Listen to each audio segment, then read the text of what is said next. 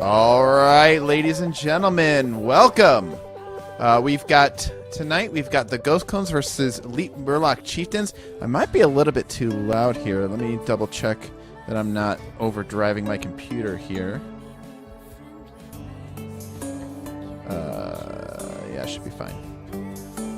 Oh well, it's gonna be a little hot tonight. A little hot audio going on. Anyways, I'm Ghost Dunk. Welcome to NGS. Tonight we've got the Ghost Clones versus Elite Murloc Chieftains, and joining me today is my co-caster, Professor Bobo. How you doing, Bobo? Good evening, Ghost Dunk. Very happy to spend the end of the week with you here, and this C-West matchup.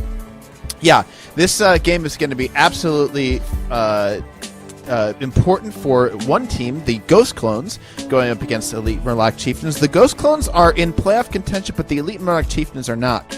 The catch here is that the Ghost Clones need to win this game to make sure that they're a lock for the playoffs. They've got 2 games that they have to win to get in, and this is, I would say, definitely the harder one. The Elite Murloc Chieftains rated higher than the other team, Can't Stop, Won't Stop, which Elite Murloc Chieftains just beat. So by the transitive property, this should be the more difficult game. So the first map here tonight is going to be Tomb of the Spider Queen. This is the map pick of the Ghost Clones. So we're going to see link out here, and I believe it's very interesting because I think they've banned this map out before. Am I right? I might have been a little off on that. This is a favorite map of Ghost Clones. They are 4-1 overall on this map. You know, whether it's been picked by them or into them, it just seems to suit their playstyle. They vary their hero picks on this map. There isn't too much that you can really key in on. The thing that I will definitely watch, as in the last game, is the backline heroes for Ghost Clones. Demarcon and Colcate do an exceptional job of playing off one another.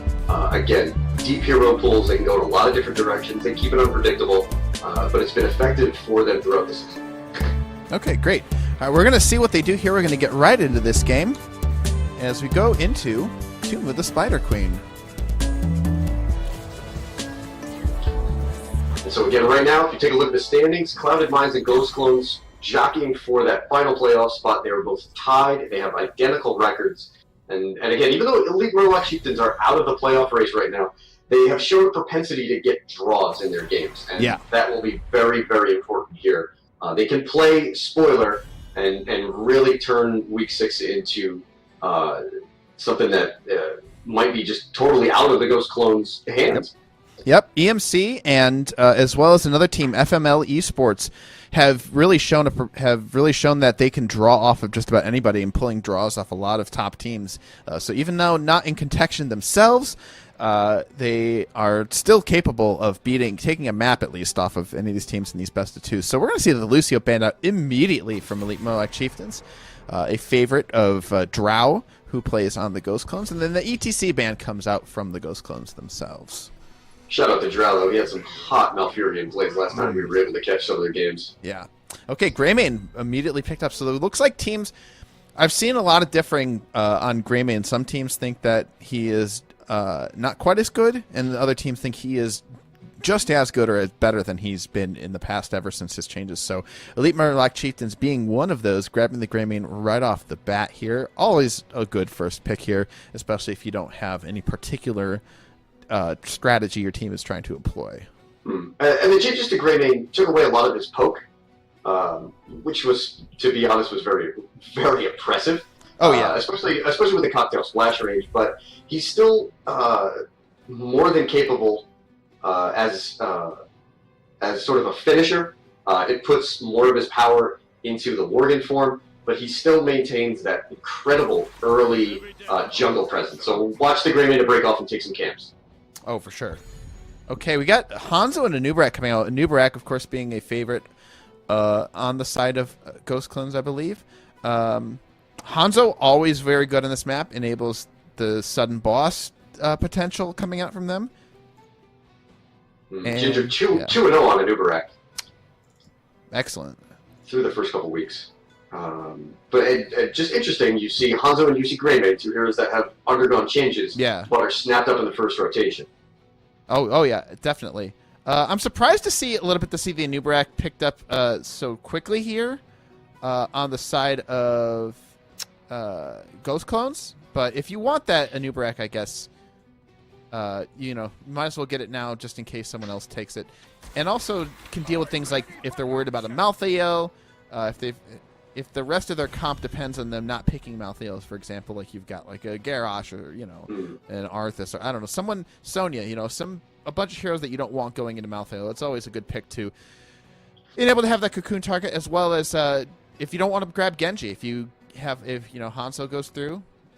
Yeah. Tough matchup for Anubarak and a Greymane. We see the Rhaegar Murden, so adding a little bit of wave clear.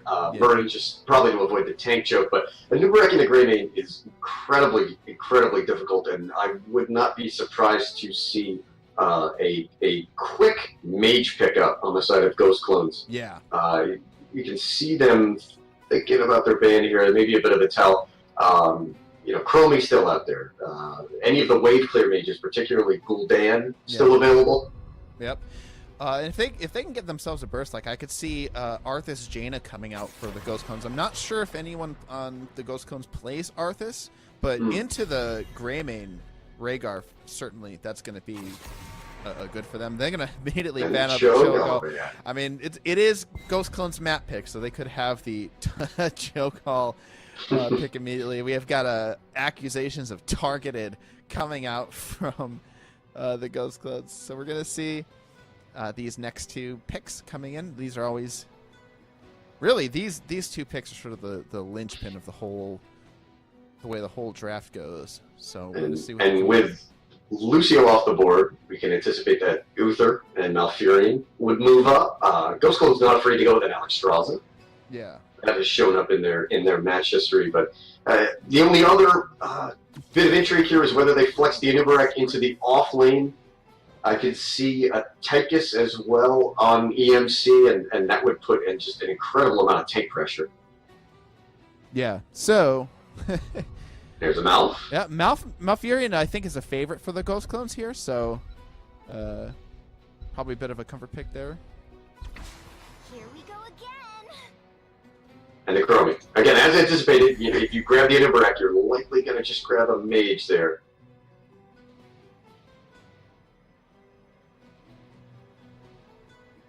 We'll see what EMC responds with. This is oppressive poke. Oh, yeah. But good mobility with Rhaegar, Greymane, and Murden. Yeah. I really hope EMC doesn't sort of get scared away. I mean, to go with an all-in comp here is dangerous. It's risk-reward, but it's the way that you should pivot right now, especially for the early game. But, man, if they play Genji on the side of EMC, like, now's the time, man. Genji made it all the way to the end here. You've got a Chromie. You've got, a Anubarak, you've got a Hanzo. Like, Genji works against most of these heroes, except for Malfurion. Going to the Twilight Dream can be a bit scary, but if you've also got, a Tyrael, or if you've got an Uther, very good against Chromie. So I'd say Uther, you've already got a Rhaegar, so they kind of committed to that real quick. But instead they go for a Jaina. They go for a Blaze. Not bad. Like it. I like it. Yeah, Blaze. Not bad. They take, the dominant solo laner right now. And Jaina, even, again, you're not always thinking about playing a mage into a Anubarak, but, having her out there, especially for that early game wave clear, she does add a solid amount of siege. I'm interested to see where they go with the heroic. Yeah. But the Blaze pick, thumbs up. Oh, for sure. Let's see what Ghost Clones have out here. So off-lane options, Leoric, Malthael, especially Leo into double tank. Those are two very high health pools. Yep. All right, see, we got a shout out to Zengaju, who's out in there watching, cheering for Elite Murloc Chieftans here, stopping by and saying hi. And we're going to see what the last pick here is. Got to be their frontliner for sure on the side of the Ghost Clones. So we're going to see what they grab. And they go for the Leoric, which I like for the Blaze. I think the problem with Blaze is that he has just an impressive health pool. It's so hard to burst him down and to eat through his self-sustain. It can be really difficult, especially if if you have a comp that's only burst. It can take a while. So. True. And Chromie Leoric is just one of these sort of old school combos. You throw somebody in the cage, and Chromie throws a whole bunch of stuff at it. So I'm waiting to see the Entomb Chromie combo coming out from the Ghost Clones and Elite Murloc Chieftains. Gonna see if they can... Two good drafts. Yeah. Two good drafts. High-tier heroes. Yeah. Fairly even comps. I don't particularly favor either one of them. I do think that the two key matchups will be what can the Leoric do against the double warrior frontline, Right. and how does Ginger's and Nubarak handle the Grey Mane. Yeah, on the side of Ghost Clones, it's really going to be about when that Twilight happens. You know, are they going to get swamped? And the Malfurion a good protection for the Chromie in the back line, but not a big dive comp on the side of EMC. So you could see Murloc, but you could see Murden and Blaze getting in there. They're two super beefy clones. So it's really going to come down to how their burst works out. And on the side of Elite Murloc Chieftains, it's going to be all about. I think they've got a wombo planned with Combustion and Jaina. So we're going to see if that works out for them. Oh, wait. Interesting. We're going to look at over at the side on Ghost Clones. We've got Drow Hunter 95 on the Malfurion. We've got a pause. So you're gonna take Combustion. I could see that. The Jaina Blaze combo makes me think that they might be doing that. Just that they pick those two together. Right on. There's a lot to worry about. I haven't seen much bunker play. That may be an HGC sort of slant on the hero. Mm-hmm. I mean, bunker's hard to do, and I've seen it happen in like HGC Open where they like. There's been some really killer bunkers coming out from them, but it's not. It's not an easy thing to do it. Whereas Combustion, especially if you're thinking about, you have to protect that Chromie, protect that Hanzo. People dive in, you use Combustion, everyone's slowed, and you can get to the Chromie, you can get to the Hanzo. Jaina can hit rings on everybody. Okay. Maybe a little worried though about a Cocoon on a Combustion, about a Twilight Dream against Combustion. It's that again, another really cool little interaction there. If EMC looks to engage and they try to get their combo off with Jaina and Blaze, is Cocoon as well as Twilight Dream enough to stuff it and then turn the team fight? All right. We'll let you take back over with Ghost Clones before this game gets started. We got on the side of the Ghost Clones, you've got Drow Hunter 95 in the Malfurion and Cold Cake playing that. Who's he playing? I can't see there. Playing the Hanzo. Okay, We've got D-Mark playing the Chromie. We've got Ginger on the Nubarak. And on the Leoric, we have Jakebot. And on the other side for Elite Murloc Chieftains, DB Smiley playing the Murden, Barogene on the Rhaegar, Undead 752 on the Jaina, Norian looking on the flank there with the Grey Mane, and on the Blaze is Goku. Okay, we're going to see him just step up mid here. Look at the level 1 talents here. Leoric going for the Consume Vitality, so really looking for a more team fight build from him rather than trying to win the solo lane. Looks like W build immediately coming out for Hanzo. Really, Cold Cake really wants the boss control. Nature's Swiftness, a favorite talent of Drow Hunter. And of course, Ruby Armor and Time Will Pursue for Chromie. Grey Mane, perfect aim. Q build, still going the Q build, which I hear is pretty good. Murden going for the perfect storm, so going for a little bit more of that the hammer build there. Some adaptations. I assume that the Hanzo W build, as we see Smiley trying to push Chromie back, I think the Hanzo adaptation is more to cover for the lack of wave clear. It allows the Chromie, again, to focus on sort of getting stacks. Goku pushed back hard by Jakebot in the bottom lane as Leoric is dominating this early matchup. Yeah, I think this is probably a skill matchup here. Leoric versus Blaze. So Jakebot doing a really good job here. Goku having trouble getting himself sustain going. Let's see, looking at the rest of the towns, we do have Neural Stim Pack for Goku, so more of a bruiser type build. Big root here, and Norian and DB Smiley turn on a Nubarak. So that's the first kill in which Grey Mane has gotten the better of the bug. Alright, so Nubarak particularly susceptible. Chromie hitting all these shots onto TP Smiley. Ruin is taking a bunch of damage. His trait pops back in, he's going to be okay.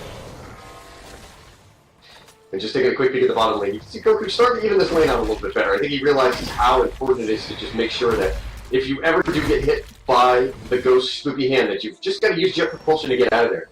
In the early game, Leoric traditionally right now, post-rework, struggles 1 to 6 and against most of the dominant solo laners. And then once 7 comes around, he starts to pick it up. The root here from Drow. Big root follow up there by Cold Cake. The Hanzo just ripping apart Greymane. Norian down to half health. Let's see here. They've done good damage, but they have not been able to finish kills. Smiley getting stuck in a time trap here. Ooh, yeah, Smiley's good job by Roji. Yeah, Smiley being a good tank here, just soaking up a lot of damage as Murden without any real punishment here, doing a very good job protecting this team. Gem count reflects that early solo kill on Nubarak. Ooh, Ginger goes for the big kill Smiley on out Murden. there? It's going to be No. too much damage this time, and that's a whole bunch of damage going down to the kill there. Brochin picks up 5 of the gems, not a huge gem loss for them. And meanwhile, we're going to have Greymane coming down and pushing away Jakebot. Jakebot finally got the better of Goku, as Goku is just about out of mana, but so is Jakebot. And Murden Greymane evens up the health there as far as Jakebot. So now we have 2 more coming down for Ghost Clones. Well, those teams just looking to scrap it out. We're 3.5 minutes in. No one has even, looks like it, no one even thought about going to grab a Merc camp. Yeah, Ghost Clones, though, have got about a half-level lead. Kills are about even, but Ghost Clones with... let me look at the XP spread here. And it looks like they've just gotten more minion push. So They have. Yeah. They have the tools to push EMC out of lane. Just looking again, Hanzo Chromie. They're just going to want to sit back, throw their abilities out there, get a lot of damage on, and again, the tilt. What may wind up winning this first turn is that bottom matchup. It's Goku versus Jakebot. Yeah, so far, EMC has not turned in any gems, whereas Ghost Clones are looking at a turn. And here comes another dive from the Nubarak, thinking that it might be time to get the murder, but no. DB Smiley is going to walk out of there. Meanwhile, EMC clears up the top lane here, looking at bottom lane. Jakebot's still pushing this lane forward, able to land that E onto the Goku, and they finally do get the turn in. Easy job here for Ghost Clones to get that turn in with only 13 gems left. Coming right online at level 7. Straight W build for Hanzo. He's a little behind on simple geometry, but we'll see if he can pick it up here during this period of siege. Fingers of Frost is actually almost finished. A really good job. A good job by Undead. He's definitely going to get that online before level 10. Yeah. Meanwhile, Hanzo got immediately in the very beginning of the game, got 4 stacks of W, and since then has only gotten 1 stack. Poor Hanzo is going to have some trouble stacking that talent up. It's difficult. Simple geometry is a funny quest because it's actually worse when you're winning. Yeah. When you have the other team push back, it just gets hard to sort of hit those just sort of cheap, free, mid-lane scatter arrows on multiple targets. Yeah. Good defense here, though, for EMC. Doesn't look like they will lose a fort. Yeah, it looks like Ghost comes pushing with 4 in the middle lane, leaving only Leoric and bottom. That top lane Spider will be killed immediately. Not really a whole lot of value there. Leoric, though, they do have 2 walls here. It looks like they're going to push us 5 onto this fort. And yeah, aggressive rotation. Yeah. How badly they want this. Yeah, Go Smiley. Yeah, Nubarak has the E. The chromie damage comes out, pushes EMC away, and they have a full level lead there with all those structures that they took. Those 2 walls adding up. And there is a window. There is a window now for EMC to go for a turn, and particularly before Ghost Clones hit level 10. They can close, especially with this Merc camp, and if they are able to get a turn in, I would expect the experience to even out. Only 20 gems on the side of Ghost Clones. They're going to have to sort of play the patient game, get to 10, maybe look for a pick or 2 before they even think about getting turn in number 2. Yeah, but it looks like Ghost Clone's not really letting them back in, being very aggressive. Jakebot steps up on a Goku, has to back off, and Norian coming down with Greymane to try and get some damage onto him, but Ghost Clone's doing a really good job making sure they haven't turned in at all. 84 gems on the side of Elite Murloc Chieftans, and opportunity top here. Yeah, they finally get the night camp pushing, which give them some space, but instead they're going to decide and clear this out first. When are EMC thinking about turning in? Missed shot there. They could have dropped off, let's see, 2014 and 10. They could have been close to a full turn in with those 3 heroes top. Yeah, and meanwhile, 10, were they just seeing if they can soak 10 before they get the turn in? Maybe that could be the play call coming out from EMC. It would certainly make sense there. But again, you had an opportunity where you could have either pushed with camp mid or at least dropped some gems off. You're running a risk here now with level 10 coming online that an aggressive play Ghost Clones could wind up snowballing this. So let's see. Ooh, another E onto this Murden. DB Smiley maybe caught out too far. Goes down. Another kill onto Murden. And that's 2 down there for the tank player from EMC. And that's going to be allow Ghost Cones to get in 42 of their gems here. Jakebot just playing real safe, real smart. Hasn't been picked. He's held maybe those 15 to 17 gems for a majority of the game. Nori has jumped down there on the granite quite a few times, but the Wraithwalk has always been available. Yeah. So really the Anubarak kill, the only real blood here from Martinez. And there is the Entomb. Immediately onto the Goku, follow it up with the Twilight Ring to make sure Blaze doesn't get out if they're alive. That was worth 2 ults for sure. Look at all those gems lost, and they are down to just barely having a turn-in here on the side of EMC. So they get most of it turned in, but they still have 8 gems to go before they got a turn-in. Then go ahead and take a look at the level 10 talents here for both teams. No real surprises on the side of Ghost Cones. You've got the Slowing Sands, Twilight Dream, Dragon's Arrow, Entomb, and Cocoon. Grayman decides to go for the throat, and there is the Combustion Ring coming out from EMC. It makes sense, particularly when you're down. If you just go for the aggressive play here, that's a sort of mini wombo that is not on a very large cooldown. Yeah. Smiley taking some damage here. Yeah. Not going to have the Anubarak dive in just yet. And there comes the Chromie. Good dodge. Ooh, good dodge. DV Smiley dodging everything here in this Murder, making sure not even scratched so this trait stays active. I have to say, I'm surprised DB Smiley is playing as aggressive as he is without having third wind. Ooh, look for the Stormbolt onto Malfurion. Drop Hunter backs off and dodges it just in time. A lot coming out there. Here's the pressure. Oh, here's on the ring, and Naked Ring comes out and hits one. Ginger's caught in the middle of it. Combustion's going to slow them down the rest of the way, and they're going to get... They do get into a new rack kill. Here comes the Entomb, though. Play by Brojin. Keeps Goku up, and now you want to see EMC quickly pivot and get themselves a turn-in. Yeah, but a good Entomb there by Jakepot. It kept the entire team of EMC zoned out to make sure that Anubarak was the only kill from that going, and they threw all their ults down and only got 1 kill. Meanwhile, Cocoon, Twilight are still up. But those are, again, with the exception of the test, short cooldowns. 60 seconds, everything will be back. They've got the advantage here, about a 3/4 of a level disadvantage. If they can go ahead and pick themselves up 2 walls and a fort, they could very easily wind up being ahead. And with a solid amount of gems, in fact, the gem count now is favoring Elite Murloc Chieftans right now. We'll see where it stands coming out of this Web Weaver phase. Yeah, so we're going to see the Spiders pushing. They're going to push this 4 onto this wall here. You got a Chromie here. Chromie always really difficult to siege into. Looks like they're doing a good job of just avoiding most of the Chromie damage here on the side. They'll get mid-wall. Jakebot doing a great job defending bottom. Not going to get much here for EMC. They pushed Goku way off. This bottom spider going to get cleared up. This mid spider. The top spider's already dead, but they've got most of that wall. And they're going to see a bit of damage try to go on EMC, but they're going to go ahead and back off here. Anubarak dies in. Here. Nothing happening there for DB Smiley. Stays alive. No problem. Annoying. There's the Chromie damage. Going to finally kill that spider, but that fort may go down just from the spiders. Nope, the spider's not going to be enough to claim that fort.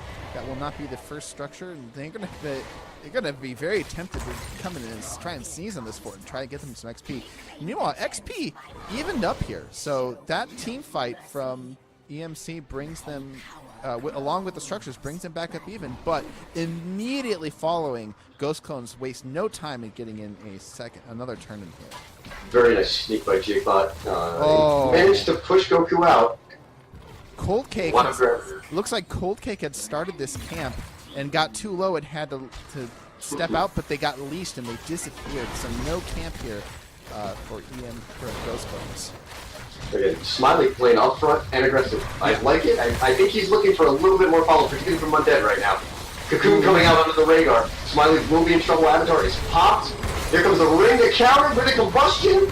Oh, the combustion slows everybody down. Malfurion caught in there. Went for up to her Twilight Dream. Got caught by the combustion. The Anubarak goes down as well. And that is a 2-for-0 for EMC. This is Ghost Clone Spider push, but EMC managed to take somebody out. Now they're going to clean up these spiders, no problem. They're going to get very little. They're going to get bottom fort, which is already hurt, and they're going to get a little bit of damage onto this mid fort. But other than that, no real loss suffered from EMC. So a rough turn-in coming out from the Ghost Clones. And we keep seeing that XP lead strike. It was 3/4 of a level around 10. After the first Web Weaver phase for EMC, it shrunk to a half level, and now it's almost even. Yeah. And if you take a look at the gem count, EMC is ready. And they have an opportunity here where they could get potentially 2 forts and start to open this game up. It just does have the smell of one of those long 25-minute tomb games. Yeah, this is a very back-and-forth game here for both teams. Slow comes out, making sure to slow down the engage. A good totem put down by Brogene here. We'll see if Norian and crew can clean up that mid-camp. They will not have any push on bottom. They should very easily, in fact, they should passively be able to finish. Comes up here, the Nubrek and the Entomb miss. And meanwhile, DB Smile is just on the back line of the Ghost Clones. Dragon Arrow comes out, stops the rest of the DPS from stepping up. Goku is taking a lot of damage. The Unstoppable, though, gets him out in time to ring. Make sure they can't follow up, and then they follow up the ring. Here comes the go for the throat from the Greymane. Takes out the Hanzo, but meanwhile, Jaina does finally get down. DB Smiley out in front, really low, but making sure as Murden, he keeps the rest of the team off, and it's a 1-for-1 trade from both teams. This is a very evenly matched game. And Brogene still holding that Ancestral. I like that he was able to hold on to that. He could have thrown it either on Norian or Murden and then fucking gotten very little value out of it. Mid fort down. Bottom Web Weaver still has enough push where this should be bottom fort as well. Yeah. I'm not sure. It definitely a good job holding it. I don't know if throwing it onto the Jaina would have helped or not. Jaina's not the target you want to put that onto, but had Jaina survived, they might have been able to get another cooldown rotation from her in and get that top fort. But in the meanwhile, Spider gets bottom, no problem. Looks like they set up a bush gate here. Oh, Norian gets caught in the Entomb. He's got no escape. There's the damage, the stun. Norian. And now you've got the Ancestral, and it was worth it the whole time. DB Smile steps up, but here's the Cocoon going onto Rhaegar. Brogene's going to be in trouble. Here comes the follow-up stun onto Brogene. Jaina throws out a Blizzard, stopping EMC cold in their tracks, and that might be enough damage to take out Leoric. Leoric dies. He's a ghost. It's not going to be too bad, but that's going to be an experience boost. Oh, and the Rhaegar headshot from D. Marcon. Oh. D. Marcon. The GG call from the Norian. Oh, I love it. Fantastic play from Undead there. He managed to sneak in through that bottom turn, and he absolutely surprised those clones. Yeah. I think they were counting on Jaina not making it to that team fight in time. Yeah, so that Ghost Clones proving that Cold Cake is not the only Chromie on the team that can get headshots. D-Mark doing an excellent job, and they're going to use their Hanzo now and start this boss, but EMC is so close. I don't know if they're going to go bother to stop it. Do they not have it sniffed out? This boss, there's no contention at all.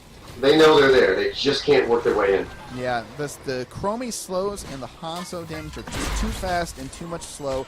Rhaegar, meanwhile, just getting Ek up now, so it would have been a 4v5, so they're going to go ahead and take this boss. They're going to give the boss. It should be top 4, but keep an eye on bottom. Yeah. If nobody backs up in response to those Siege Giants, they could very easily finish off what is already a damaged keep wall. Yeah, Siege Giants making sure that this 5-man push. The Entomb doesn't get anybody, and Nubrek even follows up. The ring hits 3 people, including the Chromie. Chromie times out to make sure there's no anybody.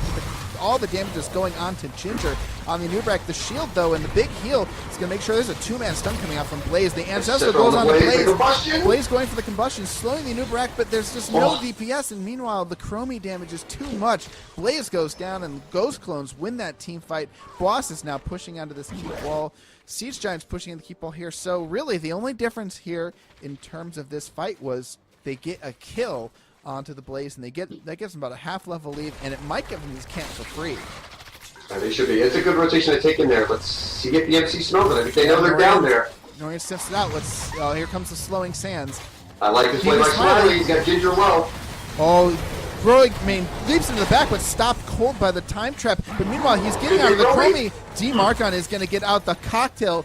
The bug is in the way. Looks to the cocktail on the Chromie on the Nubrak, but the bug stops the splash short, and they're going to back out of there. But the camp does go over to EMC, so not a free camp for the Ghost Clones.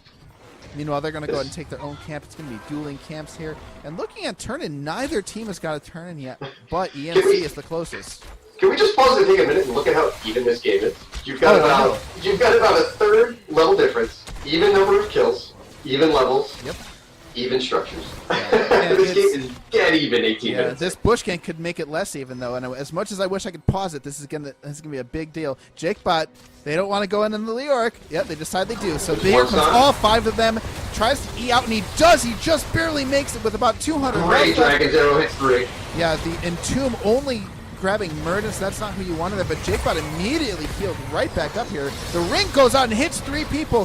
Here's the Anubarak against the target, and the Anubarak finally goes down. Meanwhile, the Malfurion looking for a Twilight Dream gets it off, but the damage is not enough, and the Malfurion focused down and punished for trying to step up and hit that R button. So that is 2 kills or 0 for EMC, and they're going to get a turn-in. They passively give up mid fort. They'll take the turn-in. Drow Hunter's ice block was like just a fraction of a second off. He hit the ice block after the root connected, so it negated some of the damage, but he was not able to move out of kill range there.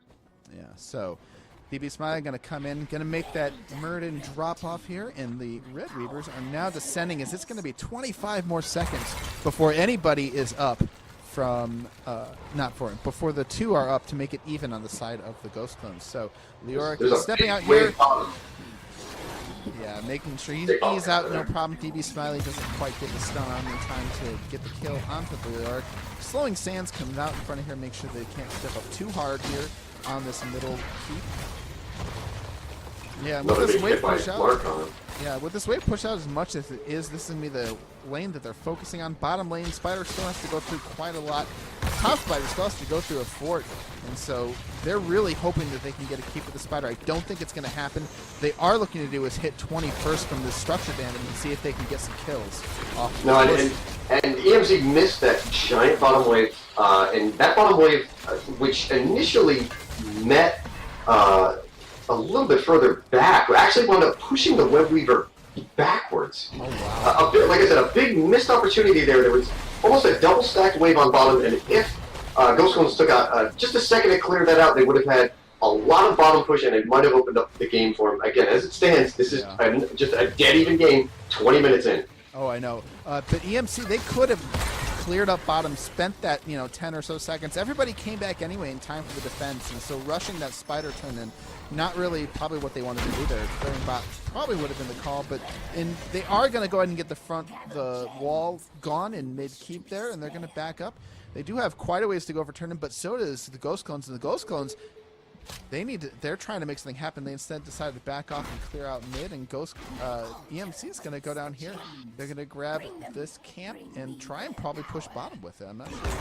Boss is going to be up though in 7 seconds, so they're going to look to have this camp pushing in to make Ghost Clones have to deal with it while they maybe make a play for Boss, but I feel like Boss controls so much more on the side of the Ghost Clones, although Jaina does have Ring and we do have Combustion available. Waves are pushed out. I want to see if the EMC makes a quick move here. 5 showing bot. The map is theirs. Yeah, EMC, I could see them making they're going to make a bush gank call here, expecting Ghost Clones to make a weird bad rotate, but Ghost Clones make a safe rotate through their side. They're going to clear out. They're going to spot this rotation, and they're going to go find themselves another bush. Both hard camps up. Ghost Clones will be up momentarily. There's only 3 seconds left on it. And if you're Ghost Clones, you have no clue where EMC is right now, and it is super scary. I wonder if I can get that. Yeah, for the audience, this is what the map looks like right now. Yeah, just dead even. But both teams have some Wombo potential. Okay, they're still waiting in that bush there. They go up and chase the boss. They see nobody's doing the boss. They say to themselves, where are the Elite Murloc Chieftans? I think Goku might have shown there. Ginger eat in. Yeah. They want that boss. Yeah, they're going to go ahead and start this boss. It's only down to half health, so not killing it as fast as they want. Here comes the Elite Murloc Chieftans. The Entomb immediately goes out. The ring comes out, though, hits 3 people. The Twilight Dream, though, takes Murden down to about half health, and Norian taking a ton of damage, can't get in there to do much damage, but the Blizzard is enough. The Ancestral comes out in time, hits down, and they go... Oh, and Norian popping off. Oh, Norian popping off right there. The Greymane play here, beautiful from Norian. The boss is going to leash. They're going to start it from over, and Jake Bot here just kind of sitting back and taking a rest after that fight. 3-0. EMC executes their plan perfectly. I feel like the Ghost Clones didn't realize, didn't quite have their plan set up on how to zone for this boss once they decided to take it. They thought Hanzo could probably do it a lot quicker than he did. They do manage to get it down to half health, but EMC very fast in taking it, and they're going to go ahead and try and defend this boss here with 3 down. But you do have Hanzo and you do have Chromie. So with your... Keep an eye on Smiley here. He's looking to break down the wall. I mean, he's been aggressive all game. He still has about 10 seconds. Chromie taking a ton of damage. Here comes the leap in from Murden. Finds the Great Q out of play. Chromie. Great play by Smiley. Oh, he threads the needle, forces Chromie to use timeout. Here comes the Entomb to try and keep them busy, but Chromie is going to be a dead gnome / dragon. Top people will go down. If DB Smiley missed any cues in this game before, it doesn't matter because that's the one that is going to secure this game if they do in fact win here. But the rest are up for the Ghost Clones. They're going to have to burn this boss down real quick. Hanzo, fortunately, can do it, but it's really hard to hit those W's off of the court here. Keep an eye on Norian. If you can just keep your Greymane on the court, it's gone. Yeah, it's out. Looks like it's going to be game. It was 50% when you said that. This is definitely GG. So. Wow. Super even, exciting game. Yeah, EMC. That came down to the boss pit. Yeah, EMC executing where it counted twice in a row. They get the boss play. They get the Murden, killing the only potential for defense that Ghost Clones had.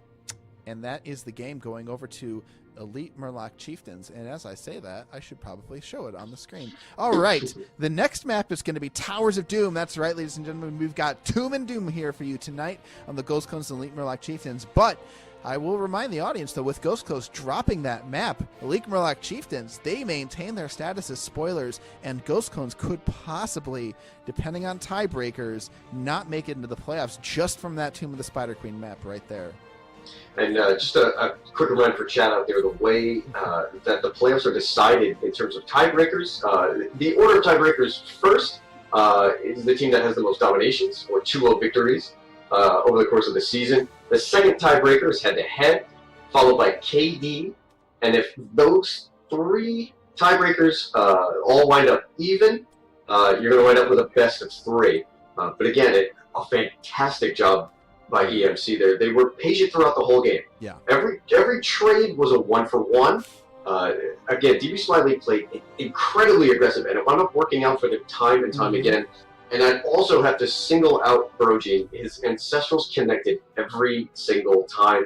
They were high value. He himself was almost never in a position to be hit by the Anubarak. Remember, you got that one headshot at the end of a fight. It was a great snipe by Chromie.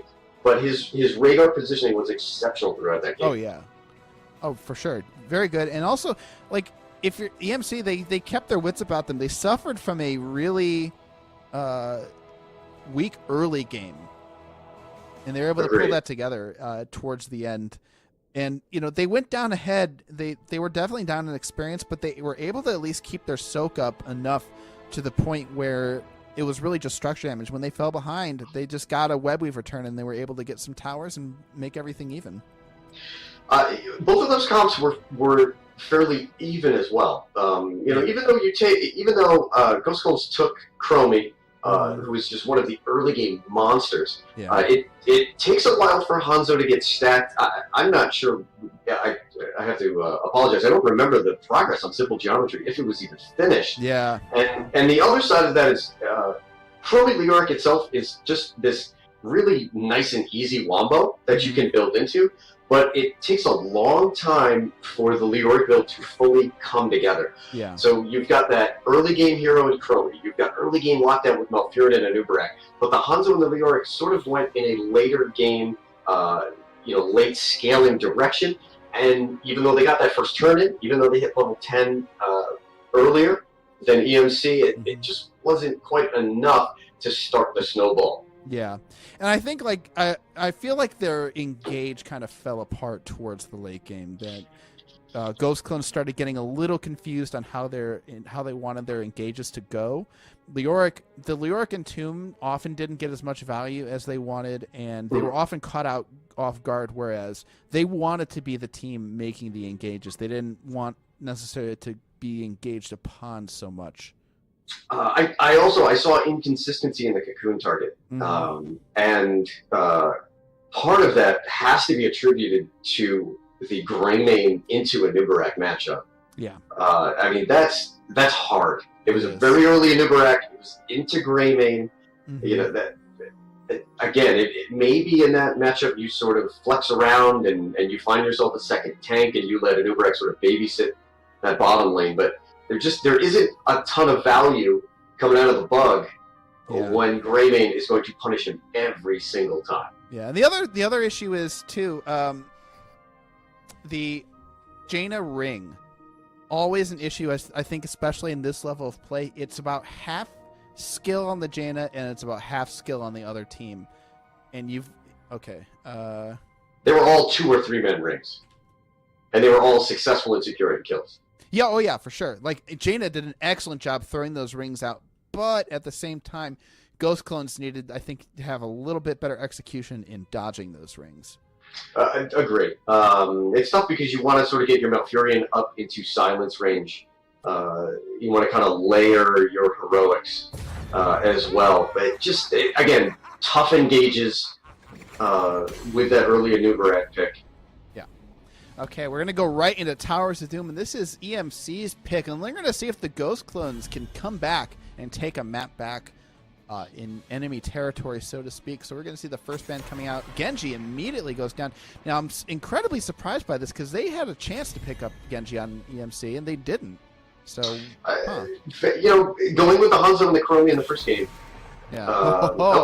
I would. Do you expect the first pick Hanzo here? And anytime you see Genji immediately taken off the board, you expect a poke comp. They go with the Greymane. Yeah, Greymane. I mean, Greymane still has poke, even though he isn't the monster he once was. Chromie immediately being banned out from EMC, very annoying on here. So part map ban, part respect ban. I have to imagine. DeMarcon did a pretty good job on the Chromie. Definitely got some kills for sure. But that's not so much a deny pick for Ghost Clones. I mean, they have not 1 but 2 players that will jump on Greymane. It could be Cold Cake. It could be DeMarcon. Yeah. It's something that's incredibly flexible. Yeah, I do want to see them follow up a little bit with some better synergies onto the Greymane. Yeah, DeMarcon and Cold Cake are definitely, in games I've cast in the past, they definitely give a 1-2 punch that's very powerful. The very strong DPS core on the side of Ghost Clones. So just a couple of popular picks up here. The Hanzo's available. We'll see if they go with the Blaze. The ETC taken. Cowman immediately taked up, and they go for the Uther. Holy cow, right off the bat. I like it. And the Cho'Gall on TOD. There it is. And very, very early. I could feel them locking that in from my room here in Chicago, Illinois. Wow. I've not seen a lock-in that hard in a long time. Ghost Clones immediately coming out with the Cho'Gall. Lucio gets banned right out, which I don't quite get. I mean... No, there's a number of supports that work well with Cho'Gall. Yes. The 16 is powerful, but man, like... Just taking if you're going to ban... in the Malthael. I think the Tychus or the Leoric ban would have been better here. I never think Malthael counters Cho'Gall as hard as you want him to. But they do ban out the Malthael. I do know Ghost Clones are scared of Malthael against Cho'Gall, and they go for Hanzo Brightwing and just sort of immediately doing that. And like, man, I don't get the Brightwing pick. Oh, never mind. It's double support. I'm an idiot. Listen, you've got global against against the fact that 2 players are going to be in 1 lane. Yeah. I've never seen Hanzo Cho'Gall. That could be interesting. Yeah. But it leaves the Leoric on the board for that last pick. But I'm interested to see where EMC goes with this. Do they feel like the Blaze was powerful enough that they can just ignore the need for percentage-based damage. Yeah, I mean, are they just going to do the Cho'Gall Ariel? It could be Cho'Gall Alex. Ghost Clones have played Alex Strauss a few times, and I'm interested to see it because while I personally haven't, I'm not sure whether the Alex pick would be looking into Lifebinder more than Cleansing Flame. Let's see where they go here. Down to the last second here, Ghost Clones. They grab the Dahaka Ana. Okay, Oh, so Nano Cho'Gall. Yeah. Cho'Gall Ana, another devastating combination. Just so many devastating support combinations with Cho'Gall. But they grab the Dahaka for not only the global match, but also the other front line that you need along with the Cho'Gall. Some CC to the mix, and with Greymane Gall coming at you, they're going to have a tough time. But they do have the Uther Brightwing, and I really want to see like some more, like with this double support, they need to get like some massive. I don't see. Yeah, Falstead. Interesting. I was going to say I just didn't see any reason not to take Leo. Yeah. Particularly with the Ana. With the Leoric and the Cho'Gall matchup, you can sit back and just wait for 13-16 and use the Wraithwalk talents on both of those tiers to just negate all of the damage out of the Ogre. I don't mind the Falstead here. Do you think it's going to be triple global, or does Goku still go with Mosh Pit? Just judging by the lack of CC on the side of Ghost Clones, he's going to go Mosh Pit. Okay. But then again, there's not a... I mean, Mosh Pit's still good, but there's not a huge wombo to go along with Mosh Pit, so I'm not sure how well that might go here. It could just be pure kill secure. Yeah. Again, it's tough for Ana. You've got Sleep Dart. You've got Dahaka. You anticipate that every Mosh Pit is focused around stopping and getting Cho'Gall in there. Yeah. The Holy Cow would be good here. The worry with Ana here's what I don't get. Yeah. Here's what I don't get is why no noob? For battle, heroes. All right, we're gonna. We might have to ask that question. I know. This is interesting. Yeah, for sure. Okay. Anyways, on the side of the Raven Lord, we've got the Ghost Clones pinging the heck out of the core. Jakebot on the Dahaka, Drow Hunter 95 on the Ana, Cold Cake on the Greymane, and a combination of Ginger and D-Markon on the Cho'Gall to make Jinnerkron. And on the side of Elite Murloc Chieftans, Goku is on the ETC, Brogene on the Uther DB, Smiley is playing the Brightwing, Undead 752 on the Hanzo, and Norian is flying the chicken with the Falstad. Beautiful. And they will be representing the Gravekeeper in this matchup in this fantasy world. As the two people connect, and we've got, we're taking the level 1 talents. You've got the Taskmaster coming out for Gall, and Consuming Fire for Cho. Greymane goes for Wolfheart, of course, the Sleeping Dart for Ana, and the Agility for Dahaka. Falstead's going to go for Seasoned Marksman, of course, going to be looking to do that Giant Killer for sure. Uther going for the Luther. Yeah, Cuba Luther. I like this. We've been seeing this a lot in HCC. It's been kind of a pivot. A few patches ago, there was a nerf to what is it? What's a level 1 W for the Frisbee? Is that Holy Radiance, I believe, at level 1? Yes. And there was a nerf, like I said, a few patches ago, and people have been moving into this Cupid Luther. A big spray comes out from Cold Cake here, laning with Nori and on the Falstead. And we got DB Smiley being the sole laner against Jakebot up there. And DB Smiley moving over to the off support here instead of the off tank. So true flex coming out from him.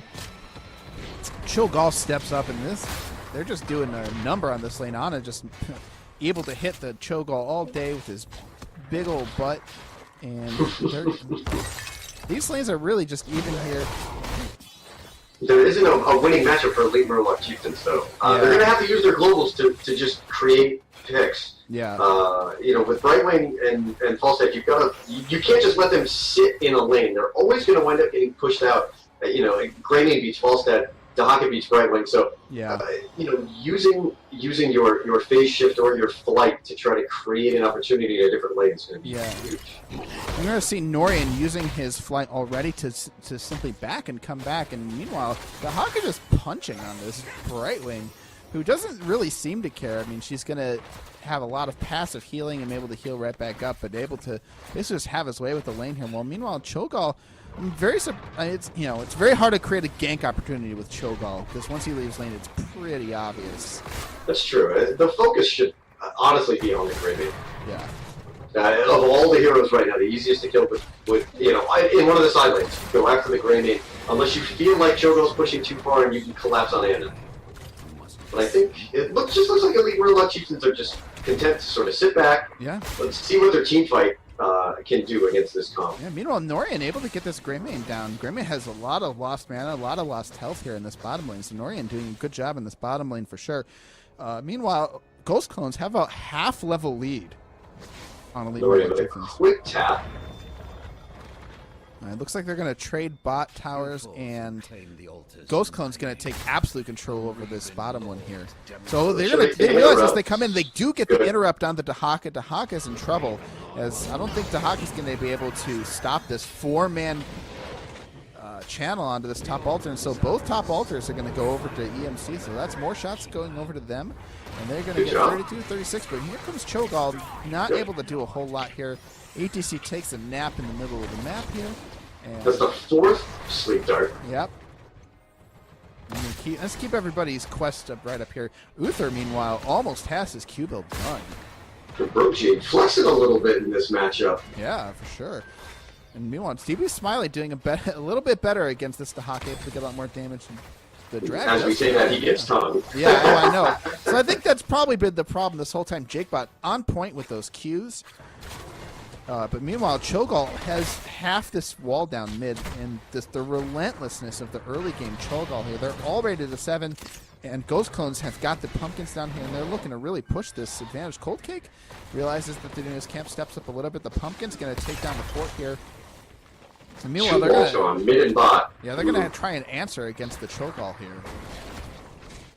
Level 7 about to come online. Oh, for the Lily spray from the DB Smiley come down, and the pumpkin's now trying to get any structure damage on bot here, and Ghost Clones just ripping apart the structures, just slowly whittling away at Elite Murloc Chieftains. Now, well, they were able to do a good job with that first altar phase.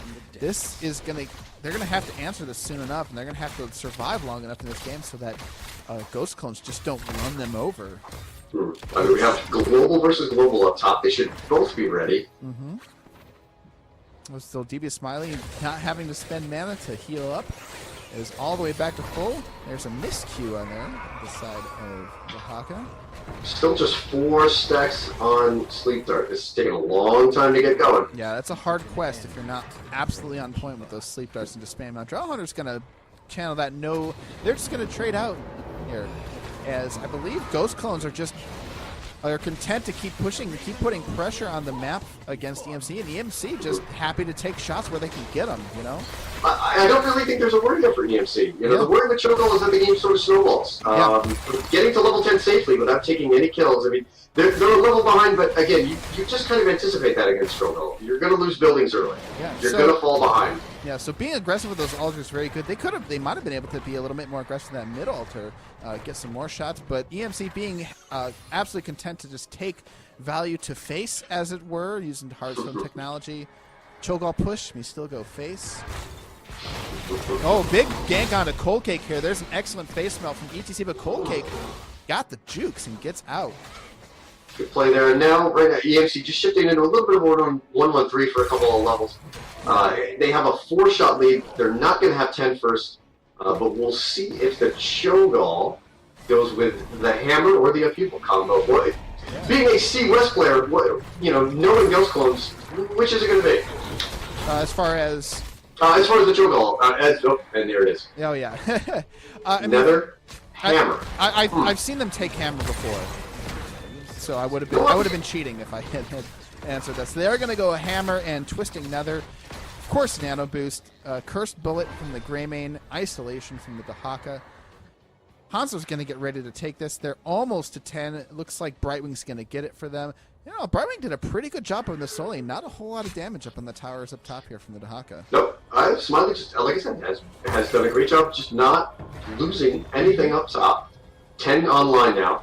Yeah, they are in fact going to go for Mosh Pit. Everything else pretty standard across the board. Emerald Wind, D-Shield, Dragon Arrow, etc. They're going to go ahead and channel this. They're not able to push this far enough. Here comes the Emerald Wind and Gust at the same time to make sure that they can't do anything. And again, EMC happy to trade out. There's still 4 shots up. They're taking some damage on bot lane. Yeah, and I don't know if they can keep this 4-shot lead going with just they have almost no structure damage on I think any they're lane here. It's going to be up to the Mosh. I really just want to see a solo target Mosh. It would be 100% worth it right now. You can see when Drow Hunter throws out the sleep dart, and if you know it's off a cooldown, just go for the big fella. Yeah, I mean, I really think EMC is going to have to win the team fight at some point. Otherwise, the Ghost Clones are just going to push them in and just bleed them to death.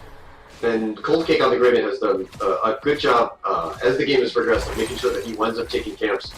He wasn't aggressive about it in the first few minutes, yeah. But those Pumpkin Zappers have been really the sole reason that this bottom lane is pushed all the way back. Oh yeah, they haven't. EMC has not been able to get in too many pumpkins. And if I'm Norton, I'm looking at his season marksman stacks. He's only at 19 so far. Oh, a big Gust goes on to Greymane to get the counter engage here. The Cold Cake is just barely going to make it out. But already, I think you're seeing Ghost Clones is having a lot of trouble getting kills here. Meanwhile, we got Jinkron going down. The Dragons are not quite going to get the Ana.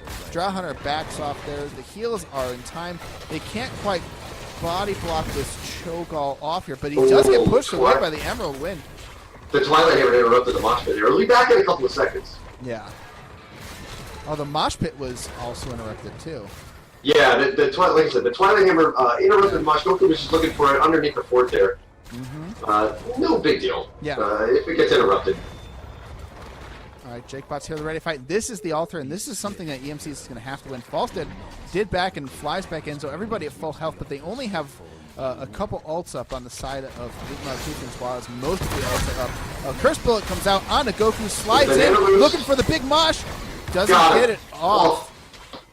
They get the Cho'Gall, it doesn't. Yeah, they are too worried about the Mosh, and meanwhile, they're just able to use that time to focus the Cho'Gall down. Mosh is back. It was, in fact, interrupted, but it doesn't matter as they get this tower, and Elite Murloc Chieftans maintaining this shot lead here. See if Jakebot should be able to get out. Yeah, okay. No problem. He's, in fact, he's looking for the counter tongue, doesn't manage to grab it. But they're going to go ahead and start this boss and just keep up this shot differential. You know, they're ahead for sure, but they've got a long way to go down to 0. Jakebot stepping in here, nothing. Yes, but meanwhile, Cho'Gall might be able to make it down. The Z comes in for the shield. Brightwing is ready with that Emerald Wind, doesn't have to use it, and that's the boss going over to EMC. EMC done a great job of playing patient. You know, again, they're going to have to look for an opportunity to push a lane. They've got a lot of defense needed bottom. I'm not sure if they're going to react to this fast enough, though. They could wind up losing bottom fort with these 2 Pumpkin Zapper camps. Yeah, and that means you can only get 5 shots to 3, and they're going to start to catch up to you for sure. And once that happens, they can start threatening another fort, and pretty soon you're 6 capped. So looking at here, Giant Killer finally does come out, and that's going to give a lot more damage over to the side of EMC. This season marksman stacks, once Falstack completes the season marksman, it's going to be a big deal for them. So definitely waiting for the late game a little bit here on the side of the Murloc Chieftans as far as damage is concerned. I like this top pressure. I wish that they had pulled it a little bit earlier. This could have been a little bit more meaningful in the Zapper camp. Again, there's nothing they can do about bot lane. They'll probably lose a couple shots to the camp. Yeah, they're probably going to trade out here, and then just in time for this 3, and they're going to be able to get the kill maybe on the Dahaka. Dahaka goes into stasis, might give him just enough time to get out, and it does. Falstead ease out, doesn't quite get in front of Dahaka to get the Gust back. So Dahaka, excellent jukes there by Jakebot, and Jakebot's having a hell of a couple games here. All right, they do in fact trade out immediately. Ghost Clones comes up to their altar here in the corner. Greymane down bottom. They're going to go ahead and get.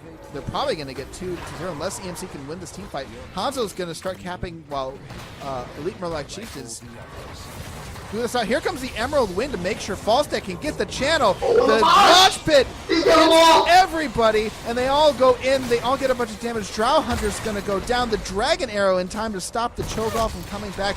Goku's going to take a bunch of damage, but the Gust lets them disengage. Smart Gust there from Norian, realizing they didn't need any more out of that team fight. The Emerald win and the Mosh make sure nobody can interrupt. Beautiful play here coming out from EMC.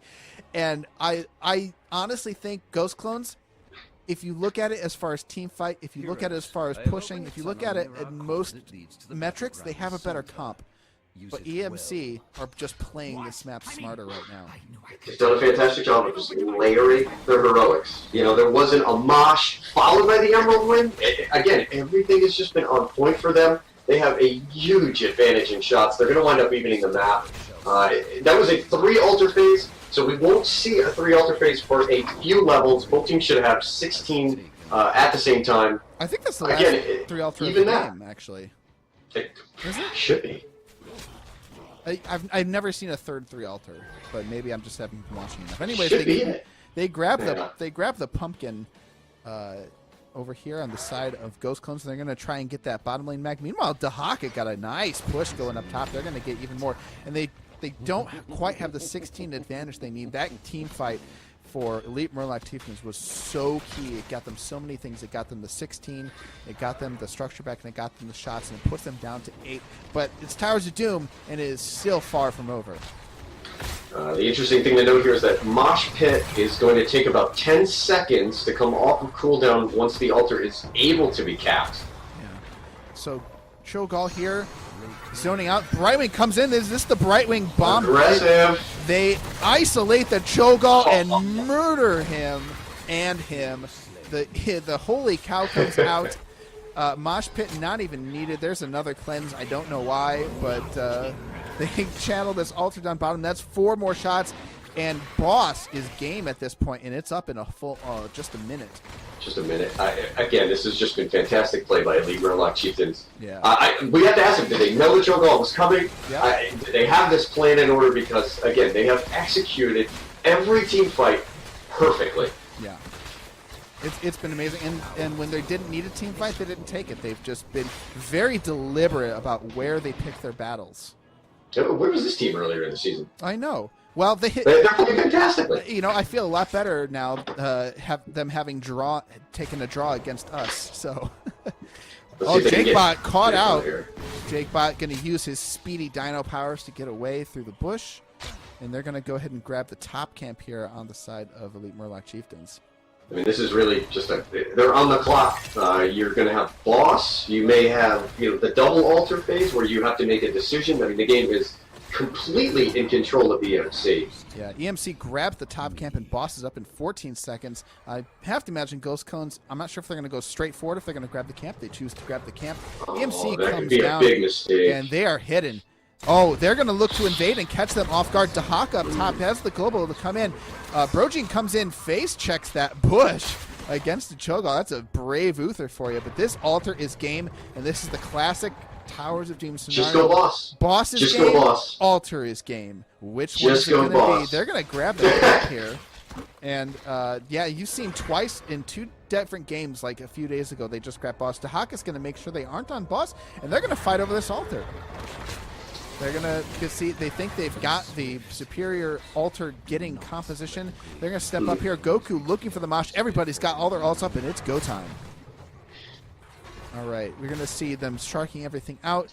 No one quite sure knows when to engage. Goku looking for somebody to step out and maybe get a power sighted, maybe get a Brightwing bomb. Ghost Clones playing it a lot smarter. Drow Hunter looking for those sleep guards. There comes the Mosh. A 3-man Mosh comes in, and they all focus onto Cho'Gall. Anna keeping the Cho'Gall alive is the only one not caught in the Mosh. Falstad is taking a ton of damage. Uther, who comes out, gets him up. But meanwhile, Brightwing goes down. But then Greymane goes down. While it's a 1-for-1, here comes the Gust to disengage. Jakebot taking a ton of damage. Jakebot to be next to fall. Falstad dives in and gets the kill. And Hanzo coming in, looking for some more damage. They start channeling, and this channel's going to be game. Cho'Gall's going to have to stop it. Hanzo dies. Wow. But Cho'Gall doesn't get to the altar in time, and that's Wow. What? Again, incredible play by EMC. Yeah. Wow. My goodness. Just absolutely like dominated them. You can see why that's their map pick. Whoever's calling shots, and we're going to find that out in a second, has got that map down on lock for sure. So we're going to see if we can get Norian in here for a nice little interview. DB Smiley flexing in both of those games. He goes from Muradin over to the Brightwing, and just the play was on point. Yeah. He really pulled that team into engagements on Muradin, and at the same time, the Brightwing bombs throughout that mid game were fight deciding. Oh yeah. Okay, we're going to hop into lobby 2 here, and we're going to get a little bit of an interview with Norian as soon as they join us. So that shakes up the playoffs. Hello, Norian. Hey, How are guys. you doing? Sound pretty damn good. That's fantastic. You guys, first let's talk about Towers of Doom. You guys played that map perfectly. You guys were very deliberate in every single one of your decisions. Can you walk me through your thinking on the map? Well, we pretty much just saw, like, Cho'Gall, we can't fight it. That was what our main thought process is we cannot fight it. Wherever Cho'Gall goes, we go somewhere else. Yeah. We go for whatever that they're not going for and pressure them in other lanes, out macro them. That was the only way we were going to win. And it looked... Go ahead. Sorry, I just want to ask, did you guys see the Cho'Gall coming? Was it something you were anticipating, or was that sort of double support flex in the Brightwing? Was that just improvised? We saw it coming, yeah. Like, TGC is known for doing Cho'Gall, and we prevented it last match, so we're like, okay, we know it's coming. We banned out Chromie without thinking of it at first, and we're like, okay, we need to start taking precautions. Yeah. Were you guys a little bit worried? They were definitely getting a lot more lane pressure on you guys than I think you probably expected in the early game. Were you worried that you had to hurry up and finish the game quicker, or how were you feeling about that early game?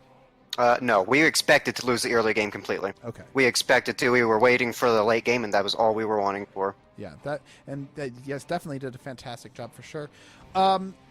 Towards the end, you guys had that beautiful Brightwing bomb combination. Was the idea at the start of teamfights to isolate Cho'Gall, or was that just an opportunity you grabbed on?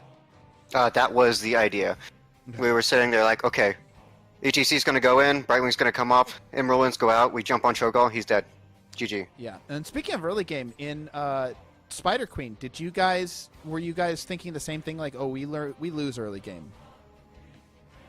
Pretty much the entire idea in Tomb of the Spider King was just to keep up in levels. That was really it. That's all we wanted to do. Like, we didn't expect to win this series at all. We expected to either draw or lose completely. Right. So... Right. The pivotal moment there, you guys kept it incredibly even with the Ghost Clones right up until that end there. What was the call like going into that, where that boss came up? For Tomb of the Spider Queen? Yeah, or Towers? for Tomb.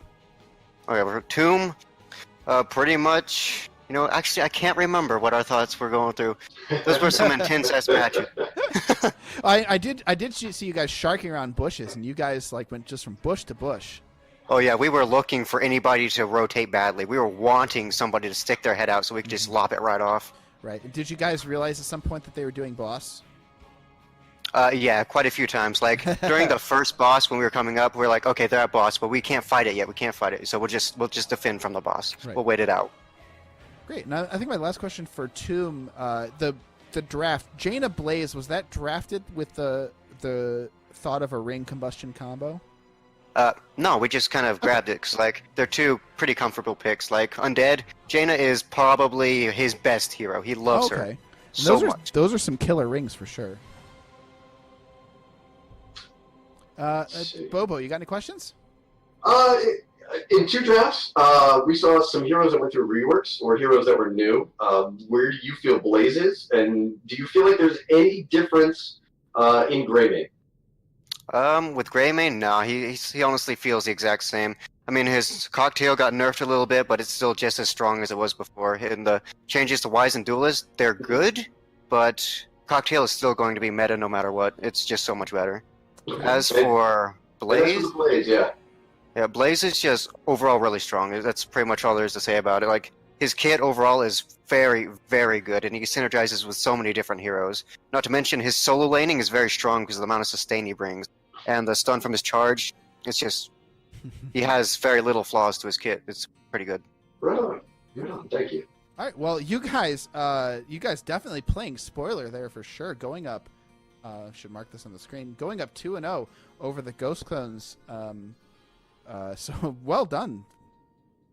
Oh, thank you, man. We've been practicing pretty hard lately. We lost one of our main members like last week, so we pulled in our sub member, DB Smiley, and ever since then we've been performing a lot better. DB Smiley's taken over as our main drafter and shot caller, and it's just we've learned a lot. I was gonna ask who the shot caller was for Towers of Doom because they were dead on that whole match. Yeah, absolutely. So, he's an amazing shot caller, to say the least. Yeah, Comms have not been clustered at all like they normally were, so we're looking a lot better. It was absolutely fantastic. I mean, you guys played on that Toon game. I have to commend you. You played aggressive with the Murden into a comp that just kind of wanted to sit back, and you guys had a very clear and very well executed plan on Towers. It was very well done on both maps.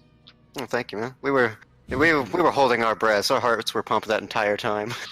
Dude, this video game is fun. I tell you what.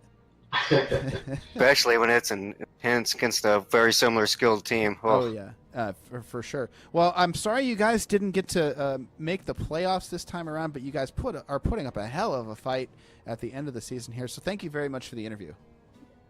Thank you. All right, you got any shout-outs for Twitch? Other than saying DB Smiley's fucking amazing, you should watch his stream. Other than that, no. Shout out to our fellow NGS co-caster there. All right. Well, you have a good night and congratulations. Well, you too. Thank you. Bye. Okay. All right. That does it for tonight. Once again, we've got the Ghost Cones going up 2-0 over Elite Murloc Chieftans. I've been Ghost Duck. My co-caster has been Professor Bobo. How you doing? Oh, great! That was a lot of fun. Again, I have nothing but praise for what the MC did in those matches. You know, a lot of times, I mean, you can understand it. You're knocked out of the playoffs. Yeah. You don't really have a place. You're not sure, you know, how hard you want to go.